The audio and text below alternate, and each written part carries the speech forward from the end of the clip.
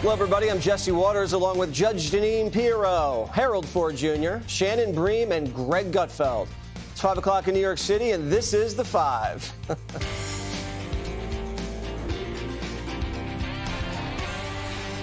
Donald Trump showing up in Kamala's backyard, California, for yet another one of his signature blockbuster press conferences. The former president working like the Energizer Bunny, taking one question after the other, something our press-shy VP couldn't dream of doing, given that she hasn't done a solo presser in 54 days since being crowned as Queen of the Democrats. Trump throwing everything in the kitchen sink at her.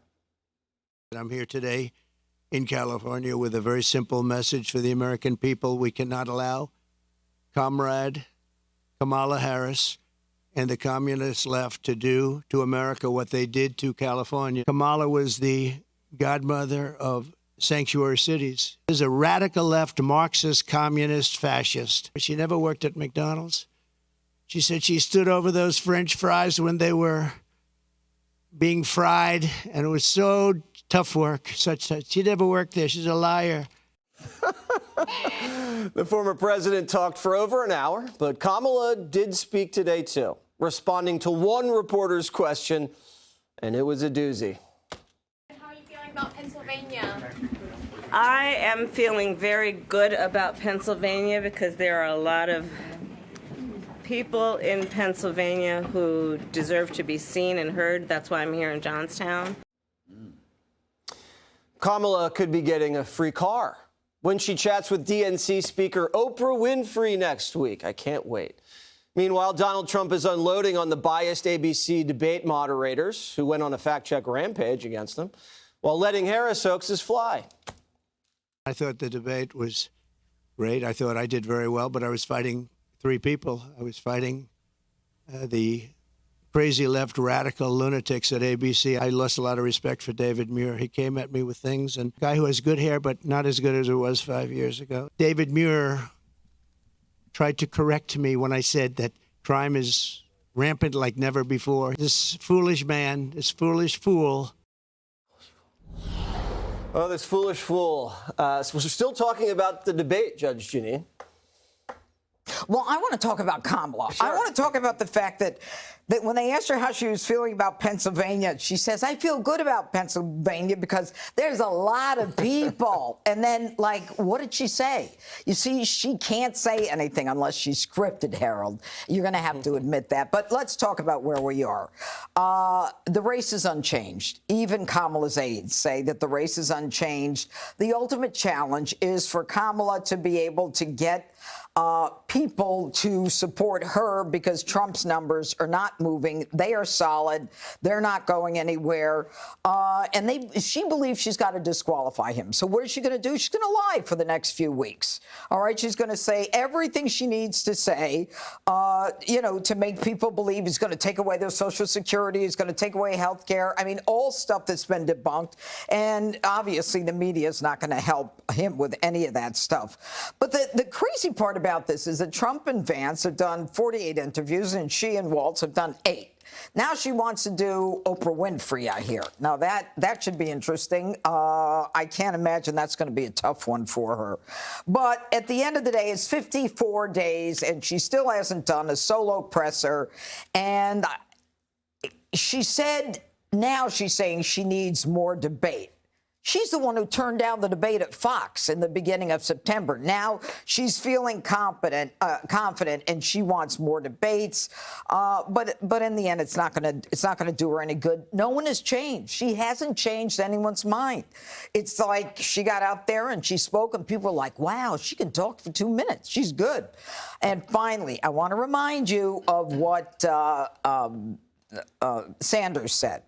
He said, Bernie Sanders, her values never changed. I don't think she's abandoning her ideals. She's just pragmatic about what she needs to do to get elected. Mm-hmm. Greg, you saw Donald Trump out in California talking about Kamala not ever working at McDonald's, talking about David Muir's hair. Mm-hmm. How did you think the president did out there?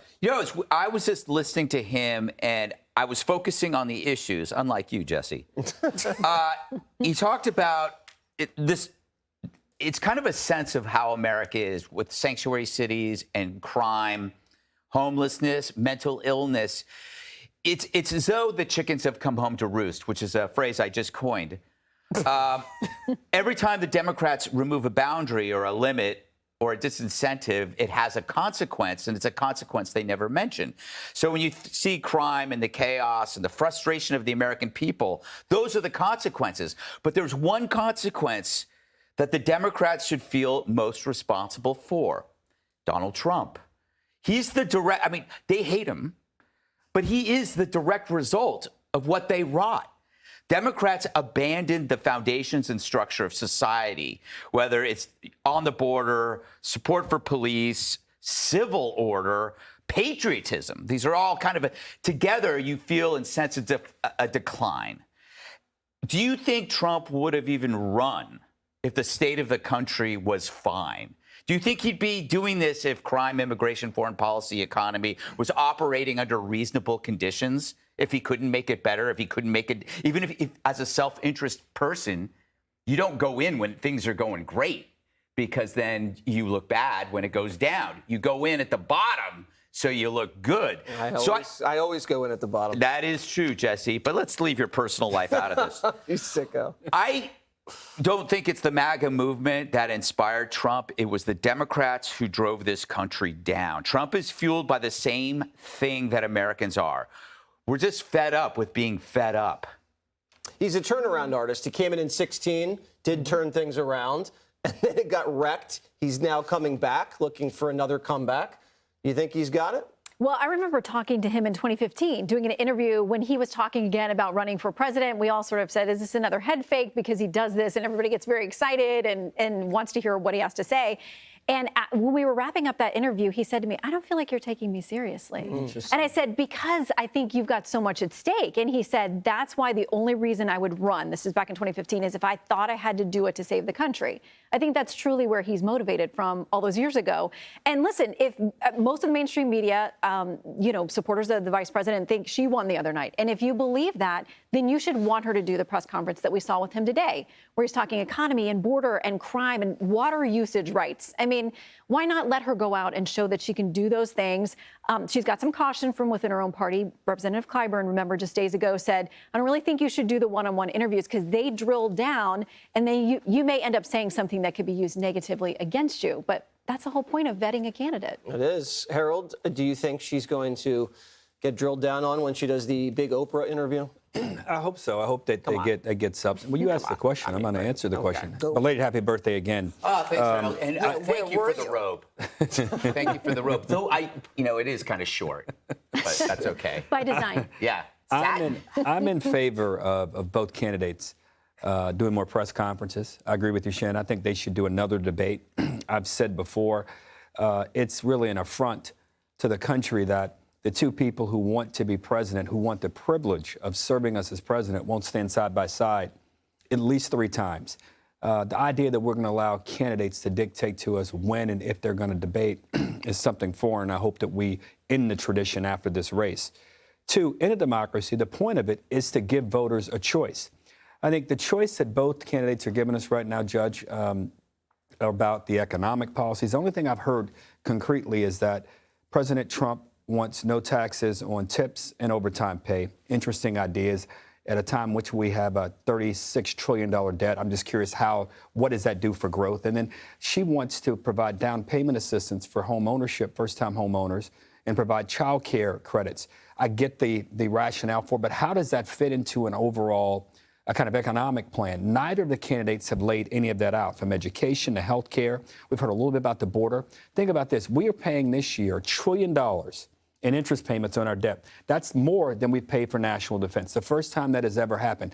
I didn't hear a question from ABC about that. I do wish the president would stop complaining about the refs. You're a grown man. You're a rich man. You're a former president. Stop complaining. Give us your ideas. And for Kamala Harris in Pennsylvania, we need more than that. Saying you're here to give people and give voice and give face to supporters, and I'm for you. We need more than that. The country needs to hear more about what you're going to do and how you're going to do it. Because if you're elected, whether you're Donald Trump or Kamala Harris, you want to have somewhat of a mandate.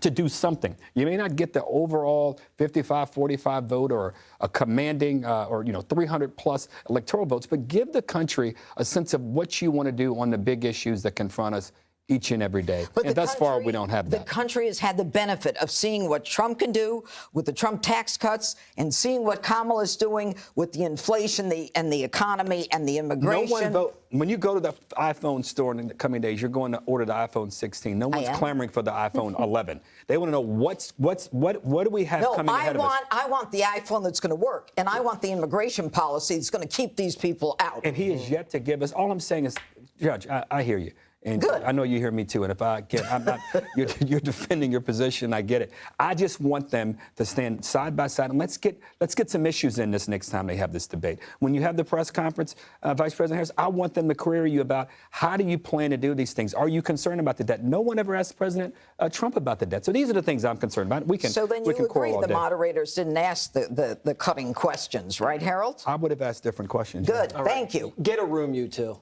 Honestly, get a room. Click here to subscribe to the Fox News YouTube page to catch our hottest interviews and most compelling analysis. You won't get it anywhere else.